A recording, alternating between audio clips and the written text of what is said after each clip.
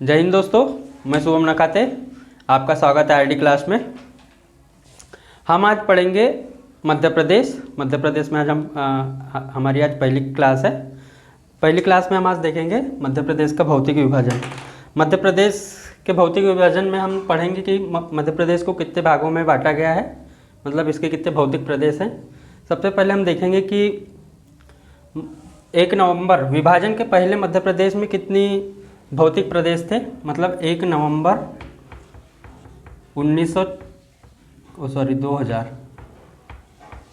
2000 के पहले मध्य प्रदेश में 9 भौतिक प्रदेश थे। ठीक है।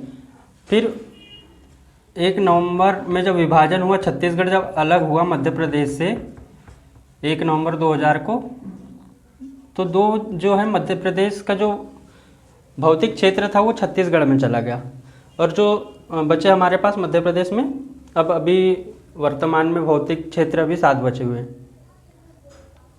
ठीक है, तो हम ये 7 के बारे में आज चर्चा करेंगे। हम देखेंगे अभी कितने कौन से क्षेत्र जो मध्य प्रदेश में अभी वर्तमान स्थिति में है और इनका विस्तार क्या है, और इनके बारे में थोड़ी जानकारी हम लेंगे। तो हम मध्य प्रदेश को भौतिक विभाजन में मुख्य रूप से हम इसको 3 प्रकार से बांट सकते हैं। इसको 3 प्रकार से हम बांट सकते हैं।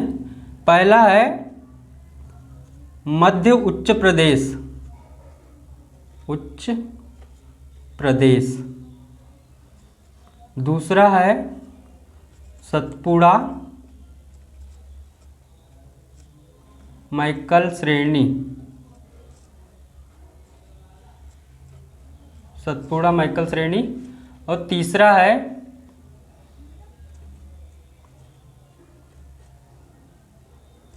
पूर्वी पठार, इसी को हम कहते हैं बघेलखंड का पठार।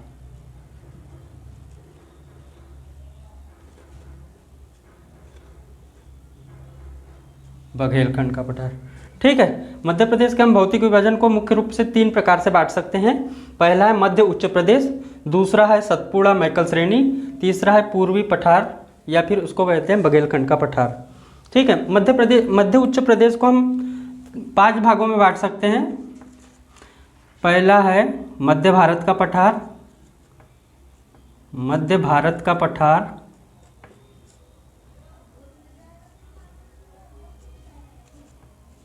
दूसरा है बुंदेलखंड का पठार, बुंदेलखंड का पठार। तीसरा जो है रीवा पन्ना का पठार, रीवा पन्ना का पठार। चौथा जो है नर्मदा सोन घाटी,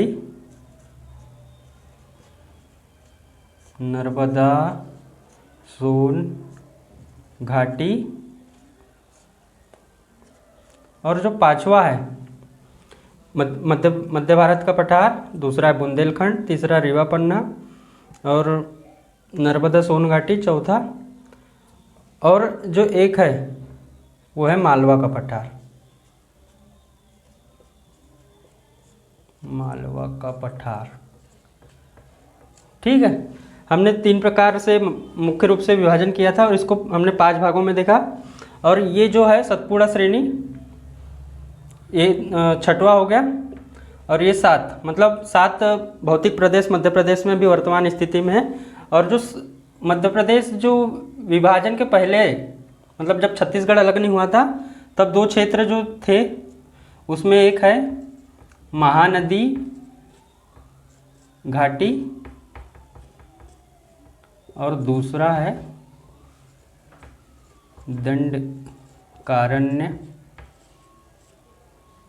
दंडकारण्य का पठार। ठीक है। ये अभी वर्तमान स्थिति में मध्य प्रदेश के पास इतने भौतिक क्षेत्र हैं, और ये जो विभाजन के बाद छत्तीसगढ़ में महानदी घाटी और दंडकारण्य का पठार छत्तीसगढ़ के हिस्से में आया है। ठीक है।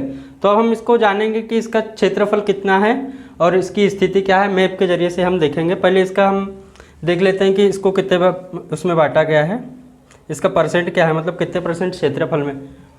मध्य भारत का जो पठार है ये मध्य प्रदेश के कुल 10.68% पे है। ठीक है। बुंदेलखंड का जो पठार है ये मध्य प्रदेश के कुल 7.7% पे है। रीवा पन्ना का पठार जो है 10.36% में है। नर्मदा जो सोन घाटी है इसका भी एरिया काफ़ी बड़ा है और ये है 26% में है। और जो सबसे बड़ा जो भाग है मध्य उच्च प्रदेश में वो है मालवा का पठार। मालवा का जो पठार है ये पूरे मध्य प्रदेश के 28% भाग पे है, मतलब इसका क्षेत्रफल सबसे ज़्यादा फैला हुआ है। ये क्वेश्चन भी पूछा जाता है बहुत सारे एग्जामों में कि मध्य प्रदेश में जो सबसे भौतिक प्रदेश में सबसे बड़ा जो क्षेत्र है वो किस क्षेत्र को माना गया है, तो उसमें ऑप्शन आता है ये, और इसमें आंसर जो है मालवा का पठार 28% इसमें इसका भाग है। ठीक है। अब सतपुड़ा दूसरे भाग पे आते हैं। सतपुड़ा मैकल श्रेणी को भी दो भागों में बांटा गया है। दो भागों को हम यहाँ लिख लेते हैं सतपुड़ा के। एक है पूर्वी सतपुड़ा श्रेणी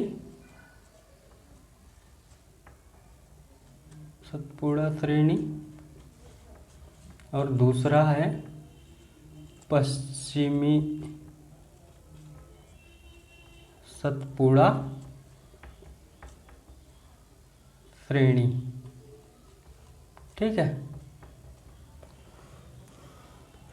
इसका भाग है पूरे मध्य प्रदेश में, जो सतपुड़ा मैकल श्रेणी का भाग है वो है 11% भाग पे है। ठीक है, 11% भाग पे। और जो बघेलखंड का पठार है ये कुल भाग में है 7% भाग पे है। मध्य प्रदेश का जो सबसे छोटा क्षेत्र है ये है बघेलखंड का पठार। ठीक है, जो 7% भाग में है पूरे मध्य प्रदेश के भौतिक क्षेत्र के। तो अब हम देखेंगे कि मैप के माध्यम से देख लेंगे कि इसकी स्थिति कहाँ कहाँ और कौन कौन से जिले से शामिल होते हैं इसमें।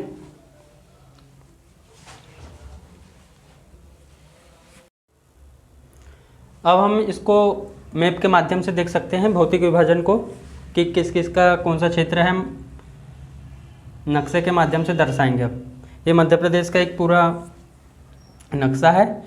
इसमें जो मध्य भारत का जो क्षेत्र है, तो मध्य भारत का जो क्षेत्र है वो यहाँ से नीमच मंदसौर से होते हुए इस भाग को कवर करते हुए इस भाग में आता है मध्य भारत का क्षेत्र, मध्य भारत का पठार।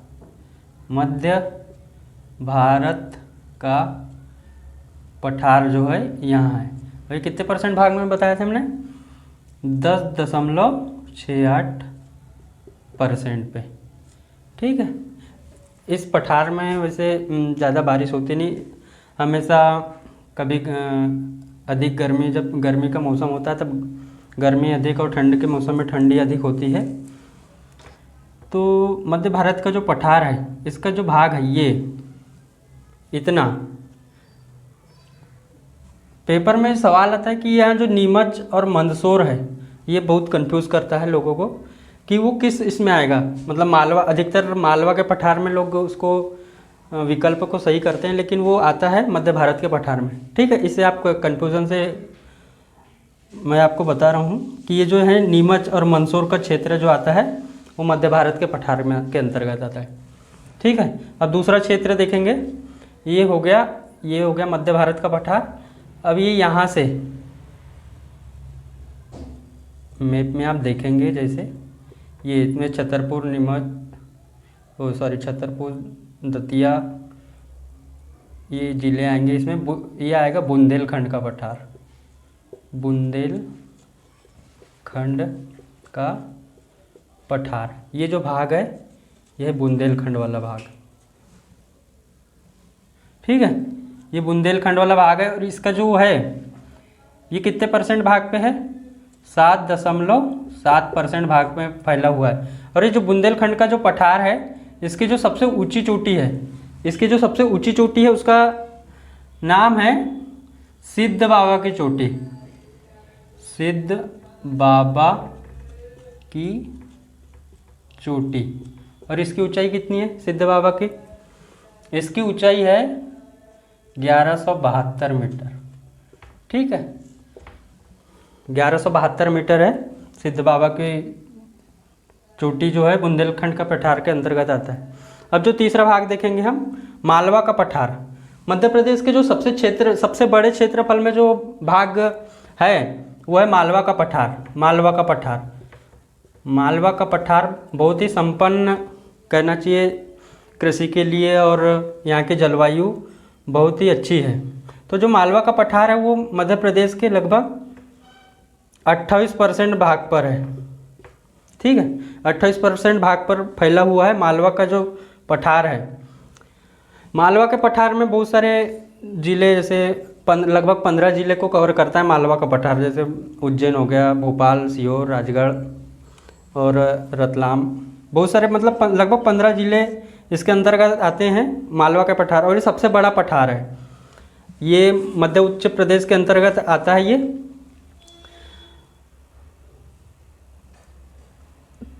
अब देखेंगे इसमें हम एक हो गया मध्य भारत का पठार, दूसरा मालवा, बुंदेलखंड भी हो गया अपना। अब आएगा यहाँ नर्मदा सोन घाटी। नर्मदा सोन घाटी, एक मिनट। यहाँ जो इसकी सबसे ऊंची चोटी है, मालवा के पठार की जो सबसे ऊंची चोटी है वो है सिगार की चोटी।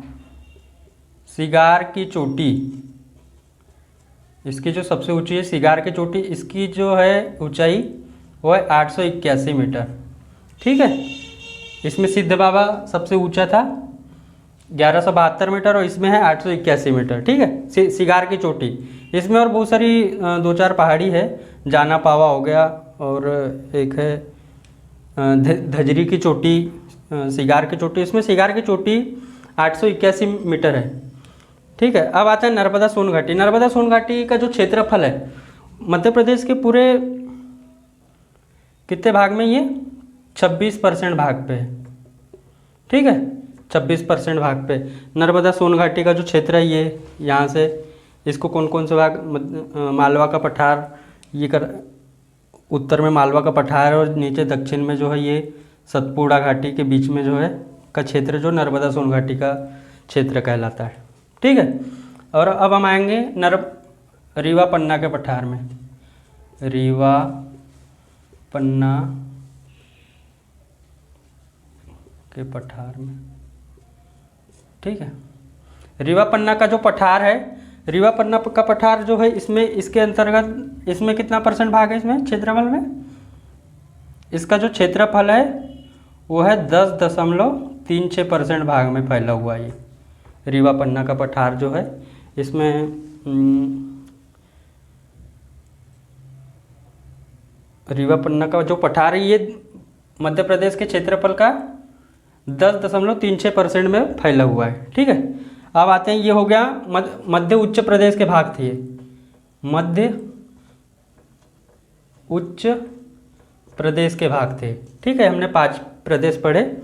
अब हम आते हैं दूसरा, ये है इतना जो क्षेत्र है, यहाँ से ये जो क्षेत्र है ये है सतपुड़ा मैकल श्रेणी का। इसमें भी हमने देखे थे कि दो भाग से बांट सकते हैं इसको, पूर्वी सतपुड़ा श्रेणी और पश्चिमी सतपुड़ा श्रेणी। तो इसके अंतर्गत 3 अपने को पहाड़ी मिलती है। एक है राजपीपला की पहाड़ी, मतलब पश्चिम से पूर्व की ओर विस्तार। ऐसा एग्जाम में पूछा जाता है कि सतपुड़ा मैकल श्रेणी का जो पश्चिम से पूर्व की ओर विस्तार पर समझाइए। तो इसमें जो है राजपीपला,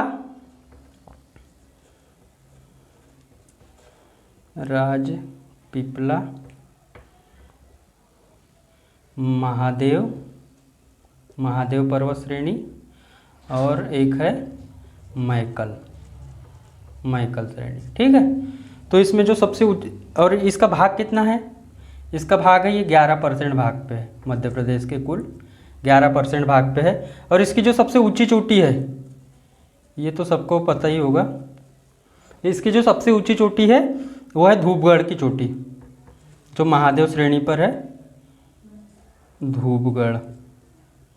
ठीक है, इसकी ऊंचाई कितनी है? 1350 मीटर। बहुत अच्छी जगह है धूपगढ़। ये जो है महादेव पर्वत श्रेणी के अंतर्गत आता है धूपगढ़। इसकी जो ऊंचाई है 1350 मीटर। ये मध्य प्रदेश की सबसे ऊंची चोटी है। ये क्वेश्चन पूछा जाता है बहुत सारे एग्जामों में कि मध्य प्रदेश की सबसे ऊंची चोटी कौन सी है, तो इसमें आता है धूपगढ़।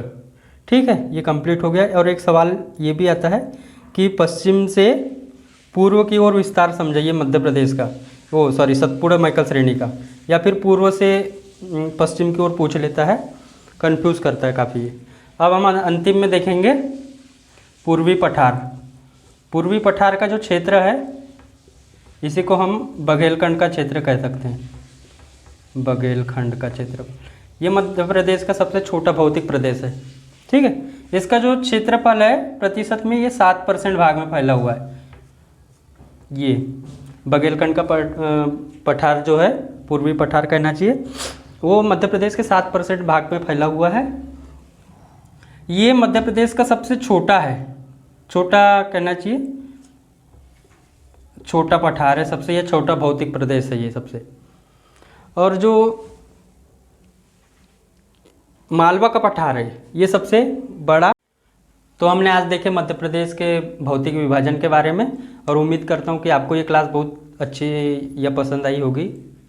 इस क्लास को शेयर कीजिए, लाइक कीजिए, कमेंट कीजिए और सब्सक्राइब करना ना भूलिए।